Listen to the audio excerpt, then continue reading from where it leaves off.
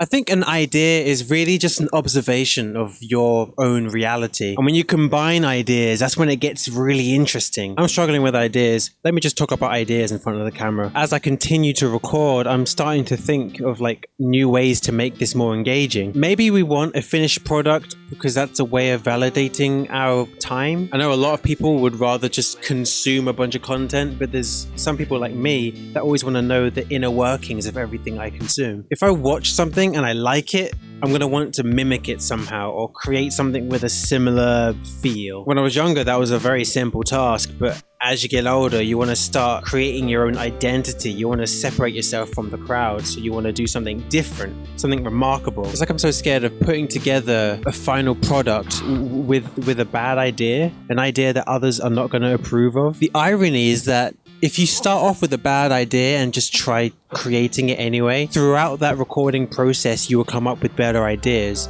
just naturally, without stressing. Maybe I'm so obsessed with creating because, if anything, I wasn't really interested in socializing a whole lot. I guess blending in was an easy way to get by, but I didn't appreciate being bullied, although I don't know if I was bullied because it could just be the way that I interpreted it at the time, because I know I can be very sensitive for some reason. But now I'm forever trying to validate my ideas by creating something amazing. The thing is, I don't know if the idea is going to create something amazing until I create the thing, and the process of creation requires effort. Sometimes I look back at the stuff that performed exceptionally well compared to my other stuff, and I'd constantly obsess over it, just trying to understand why it did so well. But maybe a lot of it is just right place, right time. I want to create the next song that you're going to get addicted to for like a few months and then get bored of it.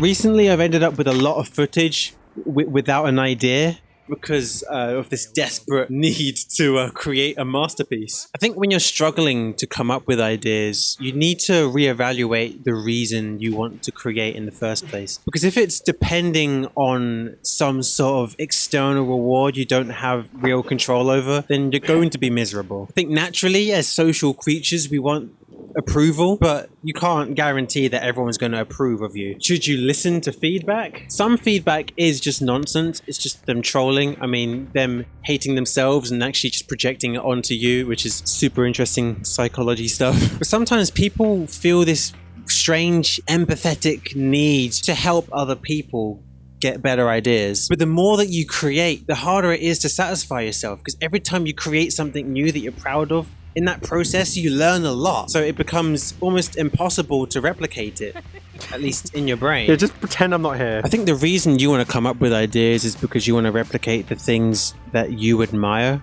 And because you admire someone, it's like, how do you use that to get others to admire you? Is that selfish? Or maybe the other layer of that is because we want to be part of something that we care about. If you have good chemistry within your social circle, Let's make it work. you're going to get things done a lot easier. Better yet, if you have a healthy social circle, you can work together to brainstorm better ideas, and more than one brain is definitely better than one brain. I guess that's where that sense of security comes from. It's so weird that there's so much that we don't have to do to stay alive that we're looking for other things to do, some endeavor that will give us meaning. A lot of it nowadays seems to be for the sake of telling a story so that others can like relate to you and understand you. I guess it's a very elaborate scheme to communicate for survival reasons. What defines a good or bad idea depends on what the goal is. What is the objective? What are you trying to achieve? And that is why it's good to recycle your ideas. Do you get the idea now?